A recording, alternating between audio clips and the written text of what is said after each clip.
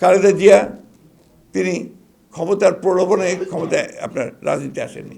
1971 সালের 26শে মার্চ শহীদ প্রেসিডেন্ট জিয়া রহমান যখন স্বাধীনতার ঘোষণা দেন, সেই মুহূর্তে বেগম খালেদা জিয়া ওই চট্টগ্রামের ক্যান্টনমেন্টে তিনি কিন্তু দুই বাচ্চা, শিশু বাচ্চা নিয়ে একা ছিলেন। পাকিস্তান সেনাবাহিনী দীর্ঘ 9 মাস তাকে কারাগারে রেখেছে, জেল, এবং 16ই ডিসেম্বর তিনি মুক্তি হয়েছেন। কেন জানি না আমাদের মিডিয়া দুঃখজনকভাবে আজকে সব নেগেটিভ জিনিসগুলোকে তুলে ধরতে চায়। এটাকে পজিটিভগুলো তুলে ধরুন।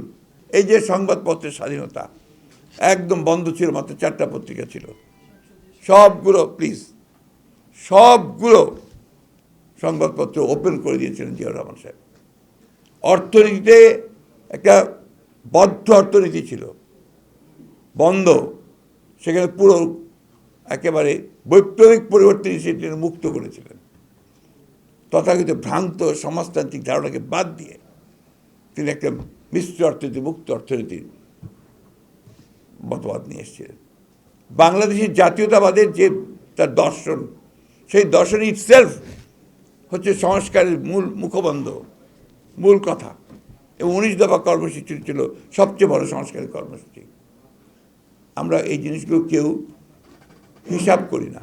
আমাদের যারা বড় বড় বুদ্ধিমান আছেন, বুদ্ধিবৃত্তিক চর্চা করছেন, বিভিন্ন রকম কথা বলছেন, they never bring this things, সামনে আনবে না। কারণ তারা তো ওই মাটির মানুষের সঙ্গে তারা এখনও সেই সম্পৃক্ততা অর্জন করতে অনেকেই পারেননি।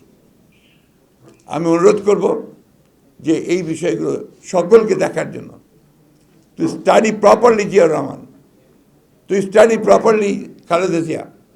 খালেদা জিয়া তিনি ক্ষমতার প্রলোভনে ক্ষমতায় আপনার রাজনীতি আসেননি। তিনি এসেছিলেন যখন, তখন তার সামনে কোনো প্রধানমন্ত্রিত্বের কোনো সম্ভাবনা ছিল না। তিনি এসেছিলেন একটা জাতিকে মুক্ত করতে স্বৈরাচার হাত থেকে।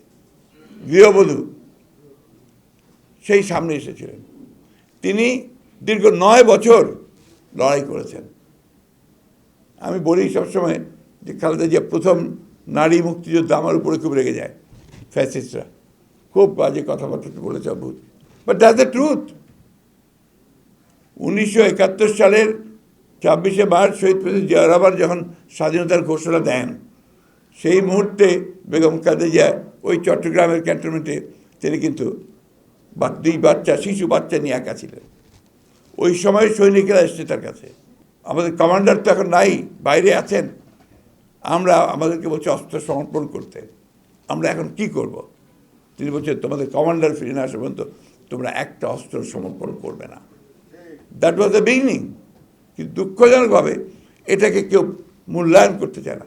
তারপরে জিয়াউর রহমান সাহেব যখন আপনার চলে গেছেন বিদ্রোহ করে, সেটা পাকিস্তান সেনাবাহিনীতে বিদ্রোহ করে যখন কালুরঘাটের দিকে বেরিয়ে গেছেন, তখন তিনি একা তার 2 পুত্র সন্তানকে 2 হাতে ধরে বোরখা পরে বেরিয়েছেন ঢাকার উদ্দেশ্যে। এই লড়াইকে, এই সংগ্রামকে আমরা কেউ গুরুত্ব দেব না, মূল্যায়ন করব না। এসে তিনি ঢাকাতে গ্রেপ্তার হয়েছেন পাকিস্তান সেনাবাহিনীর হাতে। পাকিস্তান সেনাবাহিনী দীর্ঘ 9 মাস তাকে কারাগারে রেখেছে, জেল, এবং 16ই ডিসেম্বর তিনি মুক্তি হয়েছেন। এটা হচ্ছে বাস্তবতা। তিনি যদি মুক্তিযোদ্ধা না হবেন, মুক্তিযোদ্ধা কি হাসানুল হক ইনু আর আপনার ওই আমির হোসেন আমু, যারা ওই যে আপনার 8 নম্বর থিয়েটার রোডে বসে বসে মুক্তিযুদ্ধ পরিচালনা করেছেন? That is the problem. সমস্যাটা ওই জায়গায়। কেন জানি না আমাদের মিডিয়া দুঃখজনকভাবে আজকে সব নেগেটিভ জিনিসগুলোকে তুলে ধরতে চায়। এটাকে পজিটিভগুলো তুলে ধরুন।